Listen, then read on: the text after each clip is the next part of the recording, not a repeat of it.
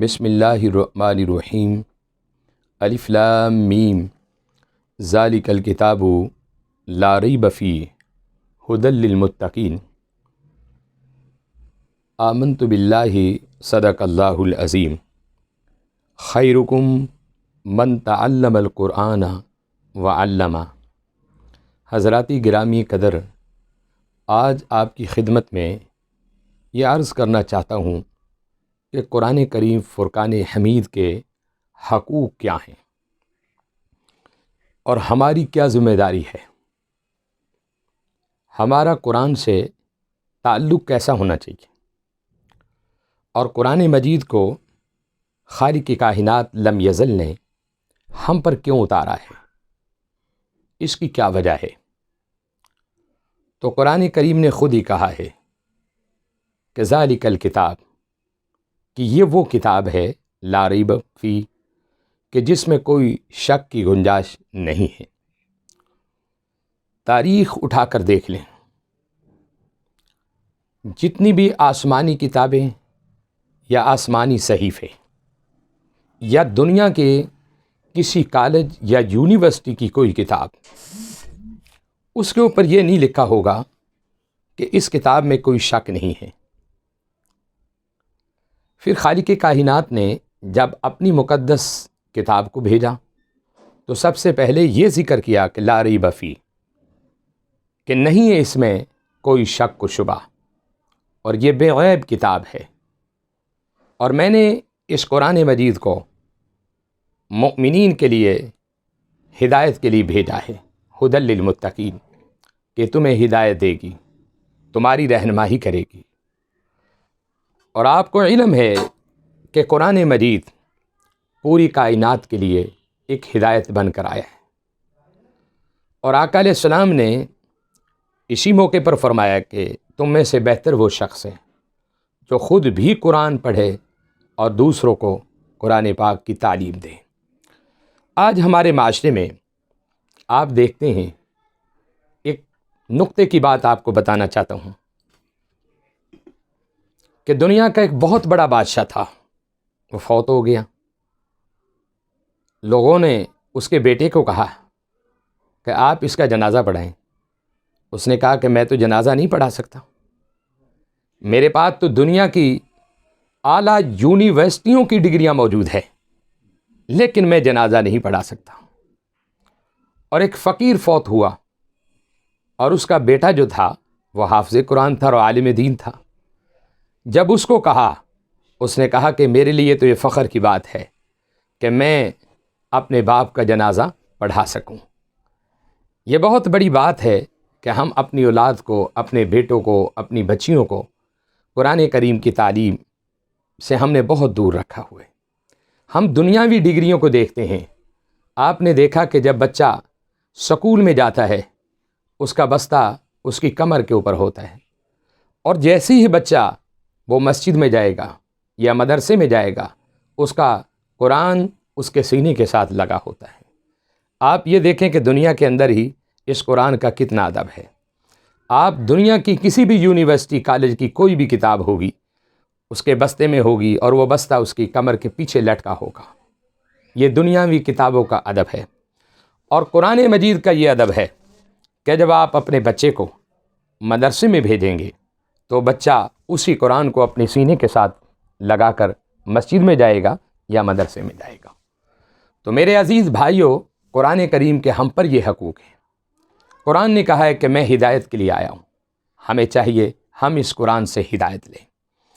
اور ایک مقام پر خالق کائنات نے قرآن کریم میں یہ بھی کہا ہے کہ وَنُنَزِّلُ مِنَ الْقُرْآنِ مَا هُوَ شِفَاء، کہ میں تو نازل ہوا ہوں شفا کے لیے۔ قرآن پاک شفا ہی شفا ہے۔ قرآن مجید کے 30 سپارے ہیں، قرآن پاک کے 14 سجدے ہیں، قرآن پاک کے 114 صورتیں ہیں، قرآن پاک کی 558 یا 57 رکوع ہیں، قرآن پاک کی 6666 آیتیں ہیں، قرآن پاک کے 1771 مد ہیں، اور قرآن پاک کے 1274 شد ہیں۔ قرآن پاک میں 3,21,250 حروف ہیں، اور پورا قرآن ہی شان مصطفیٰ ہے، اور پورا قرآن ہی ہدایت کے لیے نازل کیا ہے، اور پورا قرآن ہی پوری کائنات کے لیے ہدایت بن کے آیا ہے۔ آج ہمیں ضرورت ہے کہ ہم اس معاشرے میں اپنے بچوں کو قرآن پاک پڑھائیں، اپنے بچیوں کو قرآن پاک کی تعلیم دیں، اپنی بچیوں کو قرآن پاک کے بارے میں آگاہ کریں۔ بہت سارے لوگ ایسے ہیں کہ وہ 40 سال 50 سال کے ہو گئے، ان کے دل میں شوق ہوا، وہ قرآن مجید کو پڑھتے ہیں۔ عمر کی کوئی حد نہیں ہے، آپ جب مرضی اس قرآن پاک کو سیکھ سکتے ہیں۔ اور اللہ کے رسول نے فرمایا کہ خیرکم من تعلم القرآن وعلمہ، کہ تم میں سے بہتر وہ شخص ہے جو قرآن پاک خود بھی پڑھے اور دوسروں کو قرآن پاک پڑھائے۔ حضرت عبداللہ ابن مسعود سے جب پوچھا گیا کہ آپ یہ بتائیں کہ قرآن پاک کیا ہے، تو آپ نے فرمایا کہ قرآن پاک قیامت کے دن بندے کی شفاعت کرے گا۔ پھر آپ ایک موقع پر فرماتے ہیں کہ قرآن کریم تو وہ ہے جو قبر میں بھی بندے کی شفاعت کرے گا۔ پھر ایک موقع پر آپ فرماتے ہیں کہ قرآن پاک جو ہے انسانی زندگی کے لیے رہبر بن کے آیا ہے۔ پھر ایک موقع پر آپ فرماتے ہیں کہ جو قرآن مجید سے دوستی لگاتا ہے، قرآن سے پیار کرتا ہے، اپنا رشتہ جوڑتا ہے، قیامت والے دن اسے جہنم کی آگ سے دور کر دے گا۔ اب ایک اور حدیث رسول آپ کی خدمت میں پیش کرنا چاہتا ہوں۔ حضرت نافع بن حارث رحمۃ اللہ علیہ بہت بڑے صحابی گزرے۔ وہ حضرت سیدنا فاروق اعظم کے دور میں مکہ کے گورنر تھے۔ حضرت سیدنا فاروق اعظم کے دور میں وہ مکہ کے گورنر تھے۔ تو اس دوران حضرت سیدنا ابو ہریرہ رضی اللہ تعالیٰ عنہ، جن سے حضور پیار کرتے، وہ حج کے لیے تشریف لائے۔ تو حضرت نافع بن حارث آپ گورنر کی سیٹ چھوڑ کر اور ان کے استقبال کے لیے چلے گئے۔ جب استقبال کے لیے جانے لگے تو جاتے جاتے حضرت عبد الرحمن بن عیس رحمۃ اللہ علیہ کو کہا کہ تم میری سیٹ پر بیٹھ جانا اور میری جگہ تم نے قرآن پاک کی تلاوت کرنی ہے۔ تو جب وہ چلے گئے، حضرت سیدنا ابو ہریرہ کا استقبال کیا، حضرت فاروق اعظم سے ملاقات ہوئی۔ تو حضرت عمر نے پوچھا کہ بھائی کیا بات ہے، اپنے سے بہتر کس کو سمجھا ہے اور کس کو اپنی سیٹ پر چھوڑ کر آئے ہو؟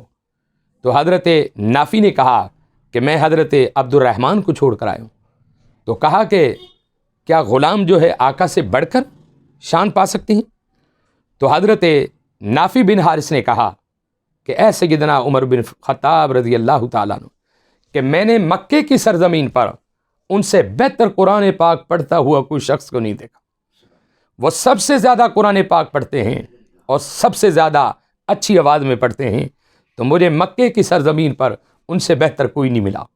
تو حضرت عمر رضی اللہ تعالیٰ عنہ خوش ہو گئے، فرمایا کہ مجھے تمہاری بات سنتے ہوئے مزہ آیا کہ تم نے اس شخص کو، اس کی ذات اور پات کو نہیں دیکھا، اس کی نسل کو نہیں دیکھا، اس کے حسب اور نسب کو نہیں دیکھا، تم نے یہ دیکھا کہ اس کے سینے میں اللہ کا قرآن ہے اور اسے سیٹ پر بٹھا دیا۔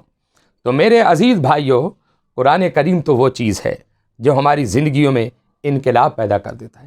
قرآن مجید تو وہ چیز ہے جو ہمارے گھروں میں رزق کے دروازے کھول دیتا ہے۔ قرآن پاک تو وہ چیز ہے جو ہمارے گھروں میں عزت کے دروازے کھول دیتا ہے۔ قرآن پاک تو وہ چیز ہے جو ہمارے گھروں میں رحمت کی دریا بہا دیتا ہے، اور قرآن پاک سے دوستی لگانے والا اس دنیا میں بھی کامیاب اور حشر میں بھی کامیاب۔ آؤ قرآن پاک خود بھی پڑھو اور دوسروں کو بھی قرآن پاک کی تعلیم دیں۔ وآخر دعوانا الحمد للہ رب العالمین۔